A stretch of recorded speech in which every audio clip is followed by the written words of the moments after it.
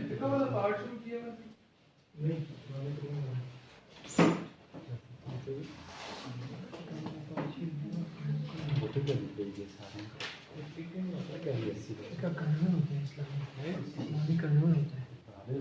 چار فکر جو پڑھنے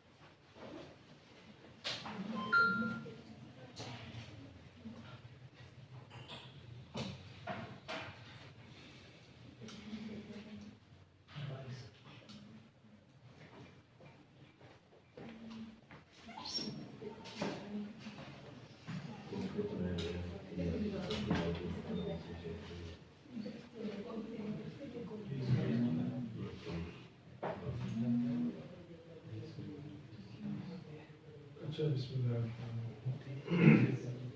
حضرت زید بن ثابت رضی اللہ تعالیٰ عنہ جو رسول کریم کے سیکرٹری تھے، خطوط لکھتے تھے، وہی کتابت کرتے تھے، ان کو بلایا گیا، ان کے ساتھ بات کی کہ آپ لکھیں اس کو۔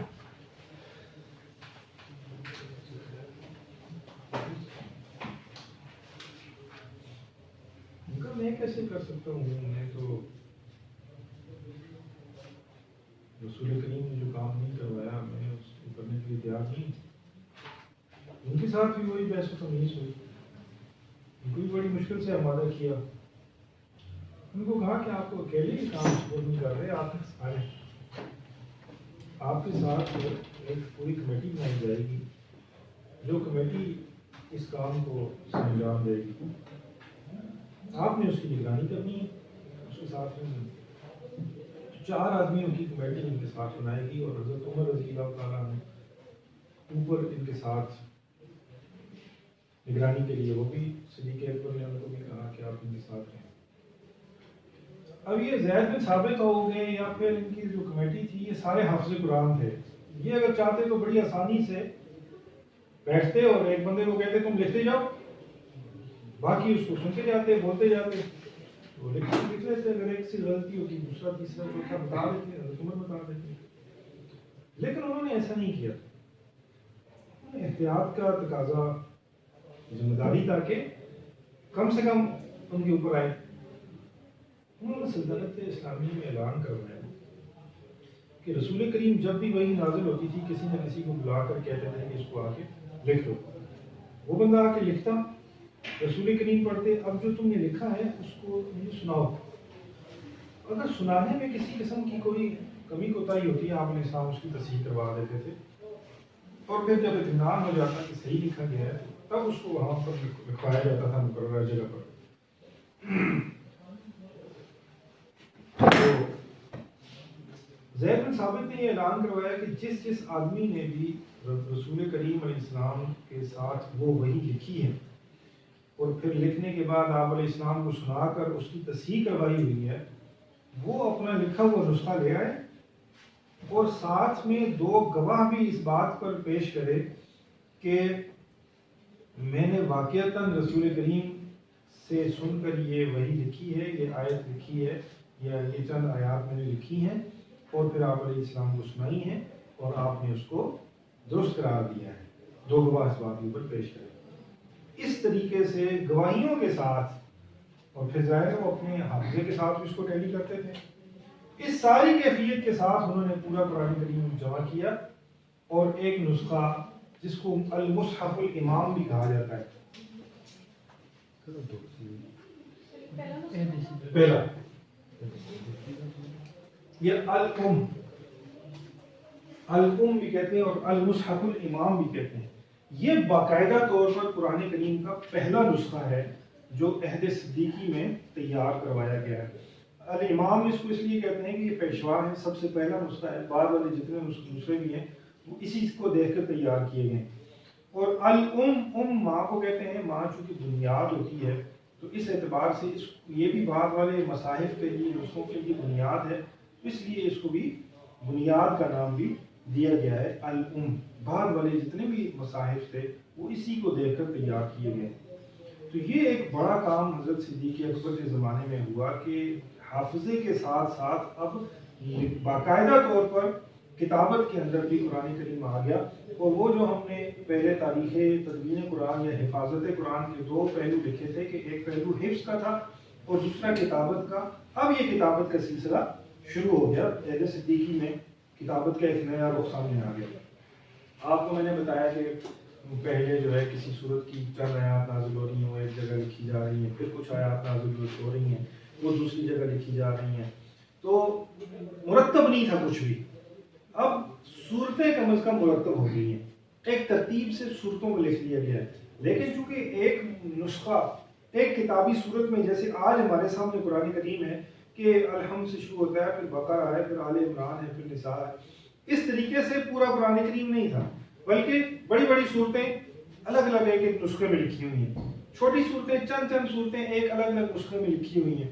جیسے آپ دیکھتے ہیں پنج سورہ ہوتا ہے، بک ڈپو سے ملتا ہے، یا 30 پارے الگ الگ لکھے ہوتے ہیں، اس طرح کی چیز تھی. اس اعتبار سے ہم یہ کہہ سکتے ہیں کہ آیتیں اب ترتیب وار ہو گئی ہیں جو پہلے مرتب نہیں تھیں.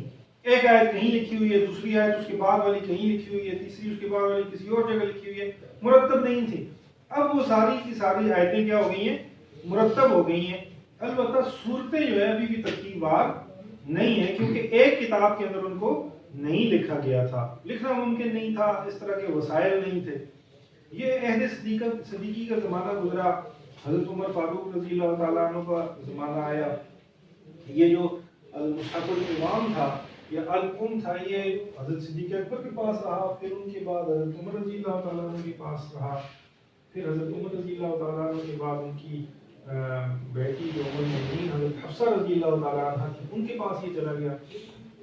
حضرت عثمان رضی اللہ تعالیٰ عنہ کا جو دور خلافت ہے، یہ سلطنت اسلامیہ خلافت راشدہ کا سب سے طویل ترین دور ہے. سب سے لمبا عرصہ جو گزارا ہے خلافت راشدہ میں وہ حضرت عثمان کی خلافت تھی، اور آپ کے عرصے میں فتوحات بھی بہت زیادہ ہوئی ہیں. اسلام پہلے عرب کے اندر تھا، اب عرب سے نکل کر عجم کے اندر بھی چلا گیا، غیر عرب لوگوں کے پاس قرآن کریم گیا. اب ظاہر ہے کہ جب غیر عرب لوگوں کے پاس جائے گا، ایک اجنبی زبان ان کے پاس جائے گی تو پڑھنے کرنے میں ان سے مشکلات پیش آئیں، غلطیاں ہوئیں، اختلافات ہوئے. حضرت حذیفہ بن یمان رضی اللہ تعالیٰ عنہ ایک دفعہ ایک محاذ پر تھے، آرمینیا کوئی جگہ ہے وہاں پر، یہ بھی اجمی علاقہ تھا. تو انہوں نے دیکھا کہ لوگ قرآن کریم کی چند آیات کو لے کر اختلاف کر رہے ہیں. ایک کہہ رہا ہے کہ یہ آیت میں نے اپنے استاد سے یوں پڑھی ہے، دوسرا کہہ رہا ہے نہیں میں نے یوں پڑھی ہے.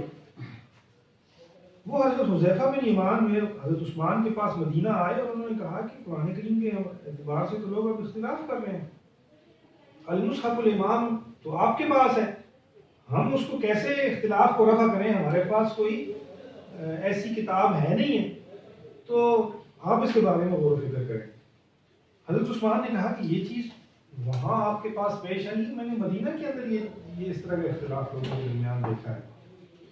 تو لہذا اس کے بارے میں مشاورت ہوئی اور یہ فیصلہ ہوا کہ قرآن کریم کے مزید نسخے تیار کروائے جائیں، اور مزید نسخے تیار کروا کر سلطنت اسلامیہ کے مختلف علاقے تھے ان میں بھیجے جائیں تاکہ لوگ اس سے استفادہ کر سکیں، اور بوقت ضرورت کوئی اختلاف ہو جائے تو اس اختلاف کو رفع کیا جا سکے. کہ قرآن کریم ایک بنیادی اساس ہے دین اسلام کی، اس کے بارے میں اگر اختلاف پیدا ہو جاتا ہے تو یہ تو بڑی نقصان کی بات ہے.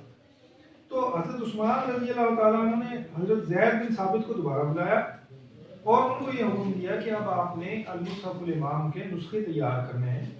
7 یا 10 روایتیں ہیں، نسخے تیار کیے انہوں نے. حضرت زید بن ثابت نے دوبارہ وہی طرز عمل اختیار کیا جو عہد صدیقی میں اختیار کیا تھا. دوبارہ گواہیوں کے ذریعے اور ثبوتوں کے ذریعے نئی کاپی تیار ہو رہی ہے. اب ہمارا دور تو ہے نہیں ہے کہ بالکل فوٹو کاپی کر لی ایک چیز کی دوسری چیز کے اوپر، تو وہاں لکھنے پڑھنے کا نیا رجحان ہے، آہستہ آہستہ اس میں ترقی ہو رہی ہے. تو اس میں انہوں نے احتیاط کے تقاضے کو چھوڑا نہیں ہے، دوبارہ اسی طریقے کا آپ کو اختیار کیا، گواہ طلب کیے، ان گواہوں نے آ کے گواہی دی، کہا کہ یہ آیت ہم نے لکھی ہے۔ اب وہ نسخے جب تیار کروا کے حضرت عثمان نے ایک اپنے پاس رکھا، اور باقی جو نسخے تھے وہ سلطنت اسلامیہ کے مختلف علاقوں میں، ایک یمن میں، کوفہ میں، دمشق میں وغیرہ وغیرہ، مکہ میں رہا، ایک مدینہ میں رہا، ادھر ادھر ان کو بھیج دیا، اب تاکہ جہاں پر جس جگہ بھی قرآن کریم کو لوگ پڑھنا چاہیں آسانی سے پڑھ سکیں، اپنے پاس لکھ کر اس کو محفوظ کر لیں۔ تو یہ جو پہلے المصحف الامام کے اندر قرآن کریم کی جو صورتیں تھیں وہ مرتب طریقے سے موجود نہیں تھی، اب وہ صورتیں بھی بالکل مرتب انداز سے پورا ایک نسخہ تیار ہو گیا۔ البتہ اس کے اندر پارے نہیں ہیں، رکوع نہیں ہے، اس کے اندر اعراب بھی لگے ہوئے نہیں ہیں۔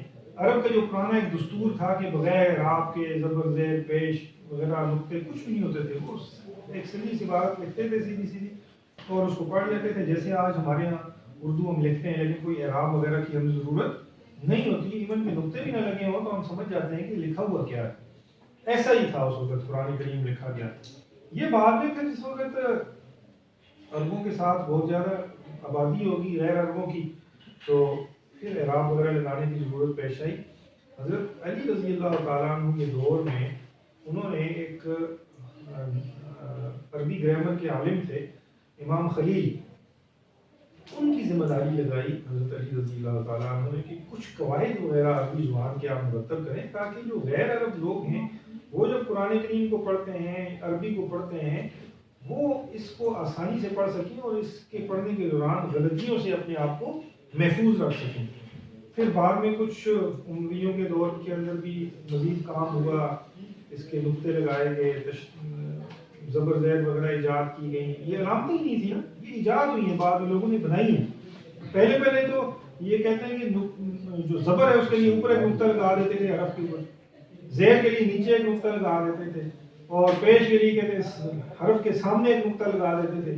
یہ پھر مشکل کا شکار ہوا تو پھر یہ زبر زیر ایجاد ہوئی، تشدید کی علامت ایجاد ہوئی، یہ حمزہ کی ایک علامت ہے، یہ پہلے نہیں ہوتی تھی، یہ بعد میں لوگوں نے ایجاد کی تاکہ قرآن کریم کو پڑھنا زیادہ سے زیادہ آسان کیا جا سکے۔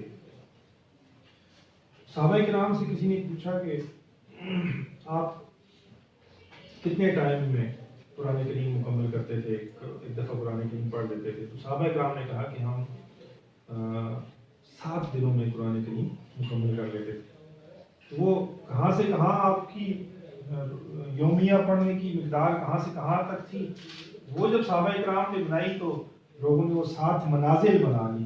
ہمیں قرآن کریم کے پیج کے نیچے لکھا ہوتا ہے پہلی منزل، ایک وہ ختم ہوتی ہے، دوسری تیسری، 7 منزلیں ہیں۔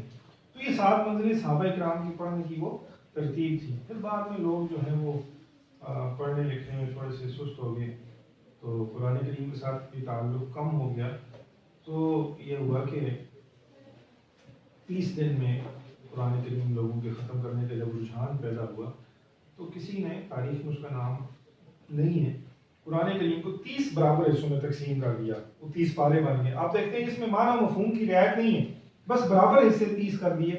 معنی مفہوم کی رعایت آپ جیسے دیکھیں کہ بعض اوقات ایسا ہوتا ہے کہ کوئی صورت شروع ہو رہی ہوتی ہے، اس کی پہلی 1-2 آیات پچھلے پارے میں رہ جاتی ہیں، اگلی آیات اگلے پارے میں چلی جاتی ہیں۔ یہ 14واں پارہ ہے، آپ دیکھیں کہ وہ شروع ہو رہا ہے تو 2 آیتیں اس کے پیچھے رہ جاتی ہیں، باقی صورت اگلی پارے میں آ جاتی ہے۔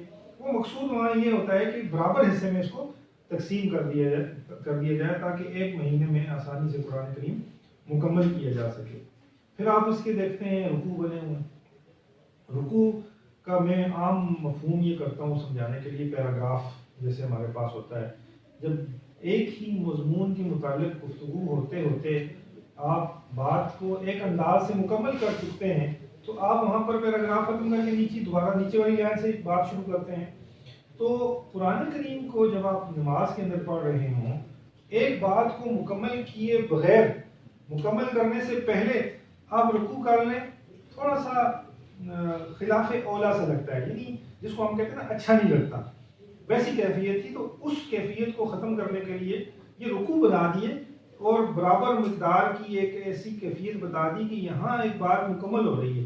اس جگہ اگر آپ نماز میں پڑھتے پڑھتے پہنچیں گے تو یہاں سے آپ یہ کریں گے کہ آپ رکوع کر سکتے ہیں، اپنی رکعت کو مکمل کر سکتے ہیں. اس لیے اس علامت میں عین لگا دیتے ہیں، اس کو کہتے ہیں رکوع ہے، کہ یہاں پر آپ رکعت مکمل کر کے اپنا رکوع کر سکتے ہیں. مشہور ہے کہ حجاج بن یوسف کے زمانے میں اعراب لگے، لیکن میں نے جیسے آپ کو بتایا کہ یہ کوئی اکٹھا ہی ایک دم ہی نہیں ہوگا بیٹھے اور اعراب بنا دیے، بلکہ تدریجاً آہستہ آہستہ ہوا. کبھی کوئی زبر زیر پیش کی علامت بنی، کسی نے حمزہ کی علامت بنائی، کسی نے تشدید کی علامت بنائی، کسی نے جزم کی علامت بنائی. تو کرتے کرتے آج بھی آپ دیکھتے ہیں کہ آہستہ آہستہ قرآن کریم کے لکھائی میں، اس کی کتابت میں مزید ترقی ہوتی چلی جا رہی ہے. نت نئے مصائف نسخے آ رہے ہیں. ابھی کچھ عرصہ پہلے میں نے ایک نسخہ دیکھا، انہوں نے بڑے اچھے انداز سے اس کو چھاپا تھا کہ عربی کے جو کلمات تھے ان کے نیچے ان کا ترجمہ تھا، لیکن کس کلمے کا ترجمہ کون سا اردو کا لفظ ہے انہوں نے رنگوں کے ذریعے سمجھایا تھا کہ اگر اوپر ایک رنگ کا کلمہ ہے تو نیچے اسی رنگ کا اس کا ترجمہ ہوگا. تو آدمی سمجھ جاتا تھا کہ اس لفظ کا ترجمہ نیچے فلاں والا ہے. وہاں محاورہ میں چونکہ آگے پیچھے ہو جاتے ہیں نا نیچے. اسی طرح تجوید سیکھنی ہے ایک بچے نے، اس نے ایک لفظ کو غنہ کرنا ہے، ایک لفظ کو لمبا کرنا ہے، اس نے ایک لفظ کو اس نے چھوٹا کر کے پڑھنا ہے. اس کی انہوں نے علامتیں کیا بنائی؟ بھئی غننے والا جو حرف ہوگا وہ انہوں نے مثال کے طور پہ سبز کلر اس کو دے دیا ہے، دوسرے کو انہوں نے نیلا کر دیا ہے. تو اس طرح رنگوں کے ذریعے اس کو سمجھا رہے ہیں. تو آہستہ آہستہ ایک بہتری کی جانب چیز چلی جاتی ہے. وقت اور دور کی ضرورت کے حساب سے اس میں گنجائش بھی ہے. یہ قرآن میں کوئی اضافہ نہیں ہے. اضافہ ہوتا ہے جب آپ معانی کے اندر اضافہ کرتے ہیں، اس کے الفاظ کے اندر اضافہ کرتے ہیں، انہی الفاظ کو آپ اچھے انداز سے لکھ رہے ہوں، یہ اضافہ نہیں کہلایا جاتا. اب مختصر یہ کہ قرآن کریم کی یوں کتابت کا عمل جاری رہا، لوگ اس کو ہاتھوں ہی سے لکھتے رہے. پھر جب چھاپا خانہ ایجاد ہوا، پرنٹنگ پریس ایجاد ہوئی، تو سب سے پہلے جو قرآن کریم کو پبلش کروایا ہے عیسائیوں نے پبلش کروایا ہے. یہ ان کی یونیورسٹیوں میں جو لوگ مشرقی علوم کے بارے میں ریسرچ کرتے ہیں، دینیات اسلامیات کے بارے میں ریسرچ کرتے ہیں، انہوں نے سب سے پہلے قرآن کریم کو پبلش کروایا اپنی پڑھنے میں آسانی کے لیے. لیکن ان کی وہ جو چیز تھی وہ اتنی آگے چل نہیں سکی، مسلمانوں کے اندر وہ رائج نہیں ہوئی. پھر سب سے پہلے روس کے اندر اس کو چھاپا تھا ایک شخص تھے، ان کا نام تھا مولائے عثمان. انہوں نے اس کو سب سے پہلے پبلش کروایا تھا. اور اس کے بعد چونکہ چھاپا خانہ عام ہو گیا، اس کا رواج عام ہو گیا، تو ہر طرف اس کو چھاپا جاتا رہا. ایران کے اندر اس کو کہتے ہیں پتھر کے اوپر بھی پبلش کروایا گیا ہے، اور مزید بھی مسلمان اس کے بارے میں خدمت کرتے چلے آ رہے ہیں، اور مختلف قانون سازیاں ہوتی چلی آ رہی ہیں قرآن کریم کے حوالے سے. اور جیسے آج کل ایک قانون ہے کہ قرآن کریم کے صفحے کو ریسائکل نہیں کیا جا سکتا.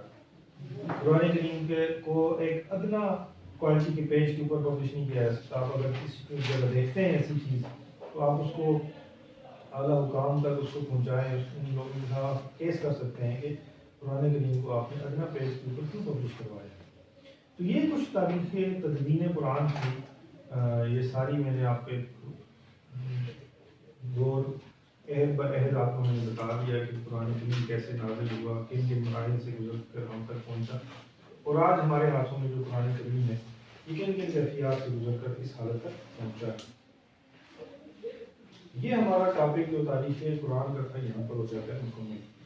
اب آتے ہیں جو دوسرا ٹاپک میں نے آپ کو کہا تھا علوم القرآن کا، اس کی جانب. اس میں عہد عثمانی تک جو ہوا تھا وہ صرف وہ نسخے تیار کروا کے ڈسٹریبیوٹ کیے تھے تک کام ہوا. جی وہی المصحف الامام کے جو نسخے تھے نا، ان میں تھوڑی سی بہتری یہ آ گئی تھی کہ پہلے آیتیں اس میں مرتب ہوئی تھیں المصحف الامام میں، اور عہد عثمانی کے نسخے مرتب ہوئے تھے اس میں اب صورتوں کی بھی ترتیب آ گئی تھی. پہلے المصحف الامام کو دیکھ کر آپ یہ نہیں کہہ سکتے تھے کہ پہلی صورت کون سی ہے، دوسری کون سی ہے، تیسری کون سی ہے. جیسے پارے ہوں، مختلف پارے، ہم 30 پارے قرآن کریم کے وہاں سے لائیں، جیسے ہمارے یہاں ختم الکفے ایک ایک پارا تقسیم کر رہے ہیں، تو وہ 30 پارے ہم لائیں ایک ایک سب کو دے دیں، اور پھر کسی کو کہا جائے کسی پارے میں نہیں لکھا پہلا دوسرا تیسرا، تو ہم نہیں کہہ سکتے کہ پہلا کون سا ہے، دوسرا کون سا ہے، تیسرا کون سا. تو وہ صورتیں بھی ایسے ہی لکھی ہوئی تھی. آپ نہیں کہہ سکتے تھے پہلی صورت کون سی ہے، دوسری کون سی ہے. لیکن کیونکہ حفاظ کو پتہ تھا، پڑھا پڑھایا ایسے ہی جاتا تھا، لوگوں کو پتہ ہوتا تھا کہ کون سی صورت پہلی ہے کون سی دوسری ہے، یا کس صورت کی کون سی پہلی آیت ہے دوسری کون سی، جبریل امین نے وہی نازل کرتے تھے نا، تو باقاعدہ یہ بات صاحب بتاتے تھے کہ یہ صورت فلاں یہ آیت جو نازل کر رہا ہوں یہ فلاں صورت کی فلاں آیت سے پہلے اور فلاں آیت کے بعد کی صورت ہے، آیت ہے، اور اسی مقام پر اس کو رکھا جاتا تھا، اور جیسے رسول کریم کو تو زبانی یاد ہوتا تھا نا، تو اسی کیفیت سے آپ کے دل میں بھی گویا کہ وہ لکھا جاتا تھا، اور آپ علیہ السلام اسی ترتیب سے نمازوں کے اندر پڑھتے تھے، صحابہ سنتے تھے، سنات پڑھتے تھے، بات سمجھ آئی؟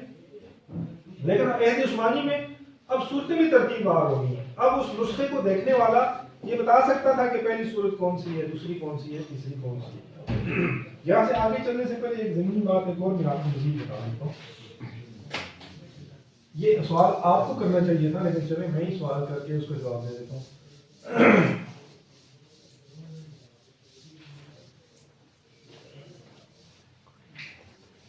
پہلی صورت کون سی نازل ہوئی؟ سورۃ العلق کی پہلی 5 آیتیں۔ قرآن کریم کی پہلی صورت کون سی ہے؟ سورۃ فاتحہ۔ سورہ علق ہونی چاہیے تھی پہلی۔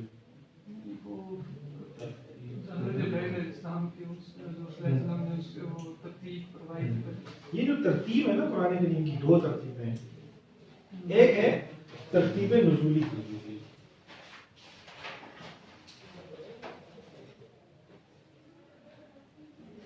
نازل ہونے کی ترتیب، وہ جو آپ کہتے ہیں نا سب سے پہلے سورت نازل ہوئی کون سی؟ سورہ علق کی پہلی 5 آیتیں، وہ ترتیب نزولی کے اعتبار سے پہلی سورت ہے، ٹھیک ہے؟ لیکن جو لکھا ہوا ہے پہلی سورت لکھے ہوئے کے حساب سے سورہ فاتحہ پہلی ہے، اس کو کہتے ہیں ترتیب توقیفی۔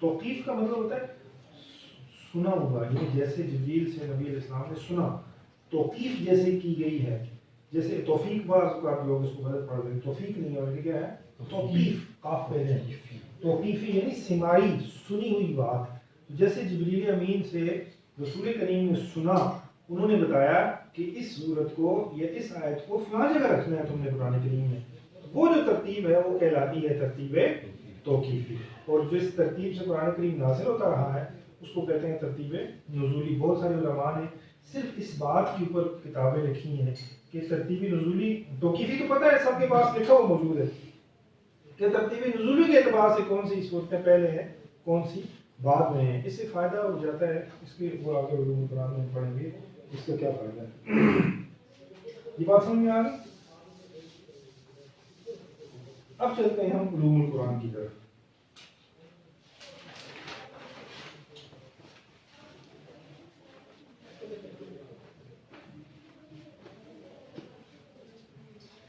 علوم القرآن، علوم کا مطلب آپ کو پتا ہے علم کی جمع ہے، علوم القرآن قرآن کریم کے علوم،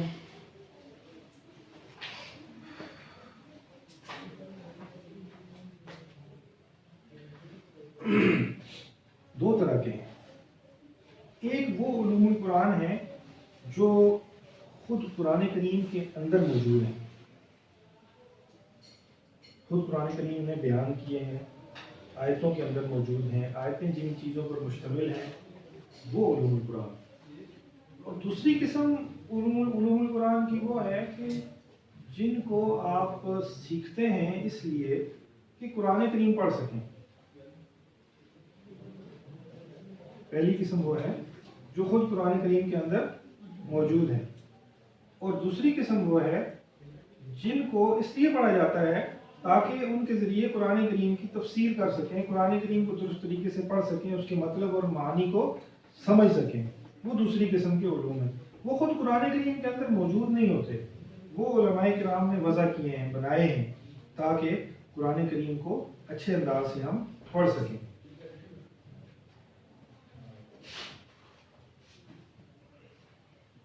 پہلے ہم تھوڑا سا دیکھ لیتے ہیں وہ جو علوم قرآن کریم کو پڑھنے کے لیے جن کا جاننا ضروری ہے، ان میں سے کچھ کو ہم ذرا دیکھ لیتے ہیں۔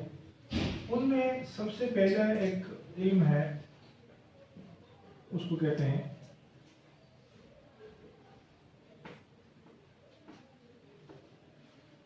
اسباب نزول کا جاننا، کون سی آیت کیوں نازل ہوئی ہے، اس کا پس منظر کیا ہے. یہ دوسری قسم پہلے میں آپ کو بتا رہا ہوں کہ جس کو آپ اس لیے سیکھتے ہیں تاکہ آپ قرآن کریم کو اچھے انداز سے پڑھ سکیں. خود قرآن کریم کے اندر جو علوم ہے وہ ہم دوسرے اس کو رکھتے ہیں کیونکہ اس کی آگے تفصیل زیادہ ہے. اسباب نزول کا جاننا کہ کون سی آیت کس سبب سے نازل ہوئی ہے، اس کے پیچھے کون سا واقعہ ہے، کیا کسی نے کوئی سوال کیا ہے یا کوئی واقعہ پیش آیا ہے. وجہ اس کی یہ ہوتی ہے اسباب نزول کے جاننے کی، اس کے بغیر آیت کا صحیح مفہوم سمجھ میں نہیں آتا جب تک آپ کو اس بات کی پورا واقعہ معلوم نہیں ہوگا. بہت ساری آیتیں ایسی بھی ہیں جن کے پیچھے کوئی سبب نزول نہیں ہوتا، وہ براہ راست اللہ تبارک و تعالیٰ نے ابتدائی طور پر ہی امت کو بتائی ہیں. جیسے واقعات ہیں، انبیاء کرام کے واقعات ہیں، ان کے پیچھے سبب نزول کوئی نہیں ہوتا. وہ اللہ تعالیٰ اپنی طرف سے ایک انعام دے رہے ہوتے ہیں کہ دیکھو ان انبیاء کے واقعات پڑھو، ان سے عبرت حاصل کرو. یا جیسے فرعون کا واقعہ ہے، موسیٰ علیہ السلام کے واقعے کے ذمن میں آتا ہے، بغیر کسی سبب کے نازل ہوا، اس میں کوئی سبب نہیں ہے. اللہ تعالیٰ نے براہ راست نازل کیا تاکہ لوگوں کو پتہ چل سکے کہ عبرت حاصل کریں، اس میں سے سبق حاصل کر سکیں. لیکن بعض آیتیں ایسی ہوتی ہیں جو سبب نزول کے بغیر جن کا سمجھنا ممکن نہیں ہوتا.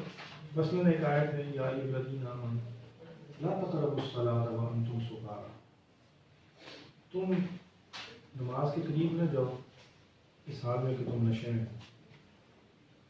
ذہن جا سکتا ہے اس بات کی طرف کہ اس کا مطلب ہے کہ نماز کے اوقات میں نشہ ناجائز ہے، باقی اوقات میں نہیں کر سکتا ہے. لیکن اس کے سبب نزول کی طرف جائیں، اس کے وقت نزول کو آپ دیکھیں تو آپ کو پتہ چلتا ہے کہ یہ اس دور کی بات ہے جب نشہ ابھی حرام نہیں ہوا تھا، اور کچھ لوگوں نے نشہ کرنے کے بعد نماز پڑھی اور نماز کے اندر کچھ غلطی کی انہوں نے، اس پر یہ آیت نازل ہوئی. تو سبب نزول معلوم ہوا تو آپ سمجھ گئے کہ آیت کا مطلب یہ ہے کہ ابھی اگرچہ نشے کا حکم نہیں آیا حرام ہونے کا، لیکن یہ ہے کہ اتنی پابندی ضرور ہے کہ آپ نماز کے قریب جانے سے پہلے اپنے آپ کو نشے سے پاک کر لیں، نشہ کیا ہوا نہ ہوا آپ نے. یہ اس وقت کا حکم ہے. اس لیے اسباب نزول کا جاننا بھی قرآن کریم کو سمجھنے کے لیے، اس کی تفسیر کرنے کے لیے ضروری ہوتا ہے. دوسری بات،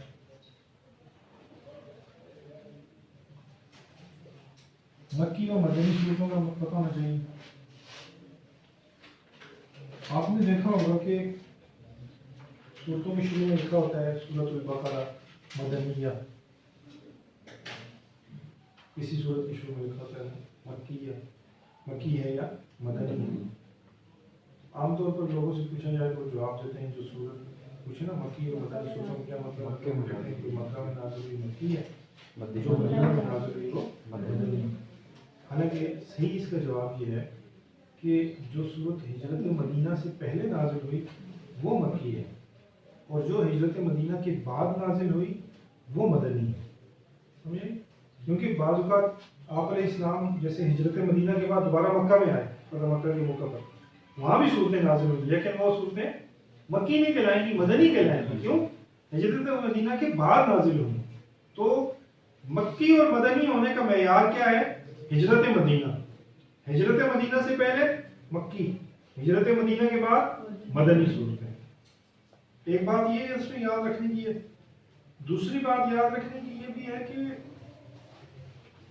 کوئی ہر صورت ایسا نہیں ہے کہ اپنی تمام آیات کے ساتھ مکی ہو، اپنی تمام آیات کے ساتھ مدنی ہو. بہت کم صورتیں، اب جیسے سورہ انعام ہے وہ ایک ساتھ پوری کی پوری نازل ہوئی ہے. اب یہ ذہن میں نہیں ہے کہ وہ مکی ہے یا مدنی ہے، اس کی پوری تمام آیتیں مکی ہیں یا تمام آیتیں مدنی ہیں. غالباً مدنی ہے کیونکہ اس کے اندر احکامات ہیں.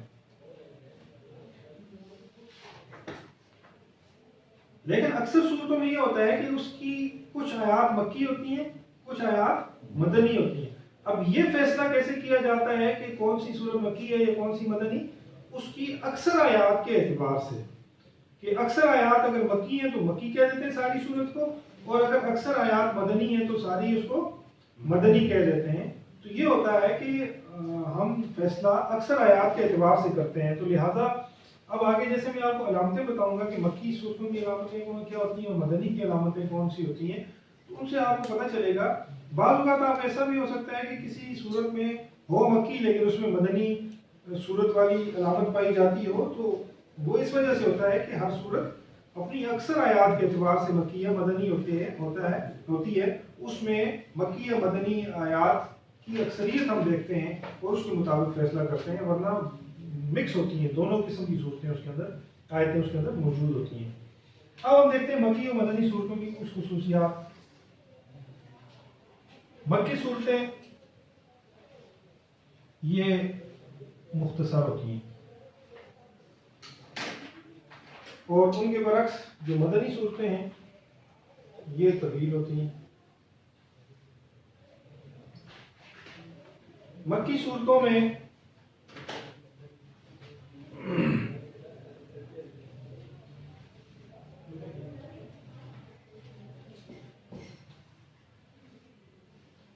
حقائق بیان ہوتے ہیں، مدنی میں احکام ہوتے ہیں. کرنا کیا ہے یہاں پہ، نظریہ کیا ہونا چاہیے آپ مکی صورتوں میں نظریہ درست کیا جاتا ہے، مدنی صورتوں میں احکامات دیتے ہیں کہ کرنا کیا ہے، کام کون کون سے کرنے ہیں.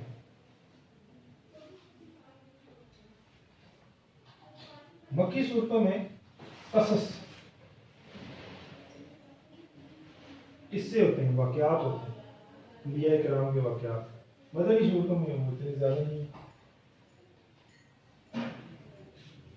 مکی صورتوں میں جو مخاطب ہیں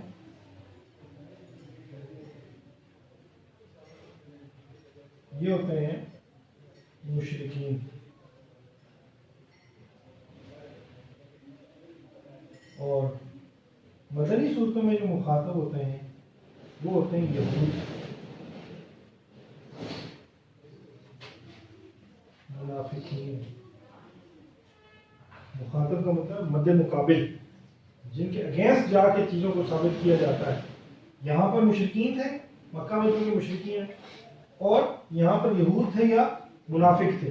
مکہ میں یہود بھی نہیں تھے اور منافق بھی نہیں تھے. مدینہ میں یہود بھی آ گئے کیونکہ وہ پہلے سے وہاں آباد تھے، اور منافق بھی بن گئے بہت سارے لوگ. تو منافقوں کے حوالے سے جتنی بھی آیات ہیں وہ ساری مدنی صورتوں میں ہیں. مکی صورتوں میں منافقوں کا کوئی تذکرہ نہیں ہے، کیونکہ مکہ میں یا تو کوئی مسلمان ہے یا کافر ہے، وہاں منافقت والا درمیانہ راستہ تھا ہی نہیں. یہاں مکی صورتوں میں جو عموماً خطاب ہوتا ہے وہ ہوتا ہے یا ایھا الناس، اے لوگو. ایک بہت کھلا وسیع قسم کا حکم دیا جاتا ہے. اور جبکہ یہاں پر مدنی میں اللہ تعالیٰ خطاب کرتے ہیں یا ایھا الذین آمنوا،